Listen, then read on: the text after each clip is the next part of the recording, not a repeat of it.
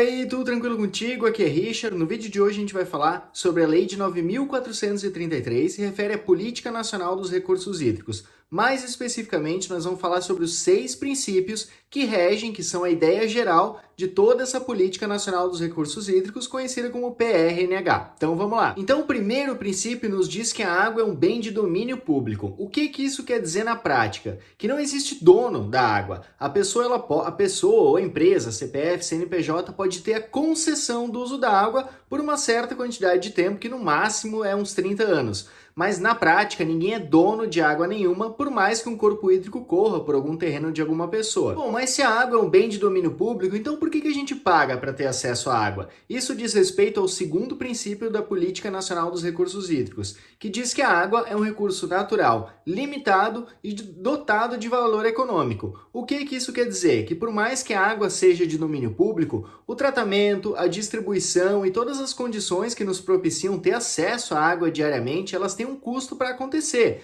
Todo o processo industrial ali de tratamento e distribuição da água envolve um custo operacional que é pago por quem consome essa água. E além do mais, a água em si, ela tem um valor econômico. Esse princípio foi desenvolvido dessa forma para passar a mensagem para nós, usuários da água, de que a água, apesar dela estar sempre correndo, ela não é infinita e que todo o tratamento dela envolve um custo. Então, por isso é atribuído esse valor econômico.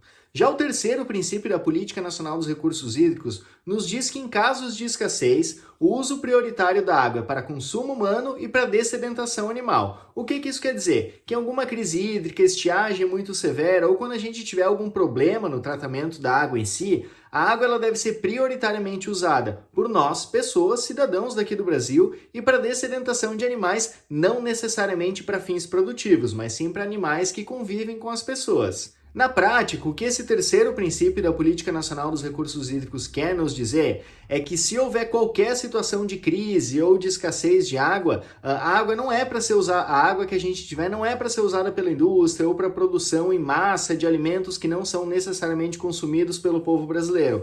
A ideia é que, em qualquer situação de crise, todas as pessoas, indivíduos, CPFs, tenham acesso à água, assim como os animais que estão relacionados às pessoas. O quarto princípio da Política Nacional dos Recursos Hídricos diz que a gestão do uso da água deve proporcionar o uso múltiplo. O que isso quer dizer? Que da maneira com que a água é gerida nos municípios, nos estados ou na bacia hidrográfica, ela deve proporcionar o acesso à água a toda a população, a toda a indústria, a todo o sistema de produção agrícola, enfim, todo mundo e todas as atividades econômicas devem ter acesso garantido à água. É isso que esse quarto princípio quer nos dizer.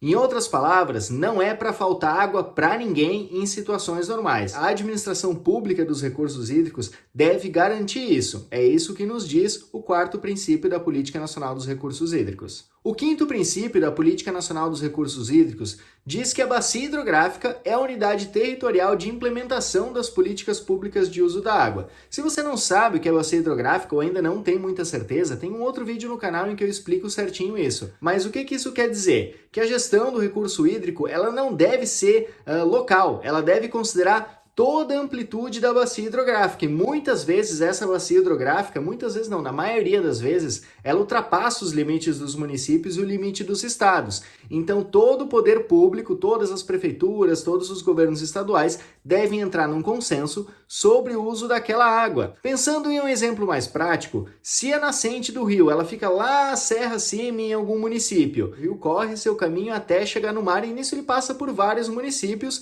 Todos esses municípios estão dentro da mesma bacia hidrográfica.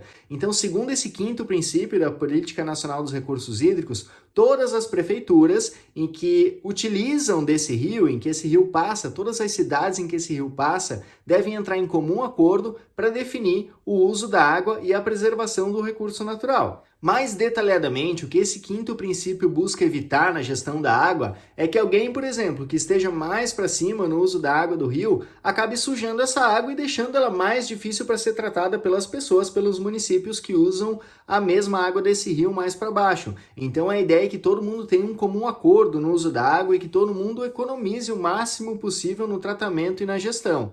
O sexto e último princípio da Política Nacional dos Recursos Hídricos diz que a gestão da água, a gestão desses recursos hídricos, ela deve ser feita de forma descentralizada, levando em consideração o poder público, a população, as comunidades, ou seja, todos os usuários da água. A ideia desse sexto princípio é que o uso da água seja super democrático e que todas as pessoas da comunidade, todas as indústrias, todos os agricultores tenham acesso à informação sobre como que a água está sendo gerida na sua região e que tenham poder de voto, que tenham poder de opinar sobre como que a água deve ser gerida. Obviamente, né, que a gente tem que gerir a água de maneira com que ela não falte para ninguém e que todos tenham acesso, e essa gestão deve garantir os outros 5 princípios que eu acabei de citar para nós. Bom, então foi isso, resumidamente, os 6 princípios da Política Nacional dos Recursos Hídricos. Espero que esse vídeo tenha te ajudado. Se tu precisa de algum material complementar, comenta aqui embaixo que eu produzo para nós, beleza? Mas te agradeço muito pela companhia,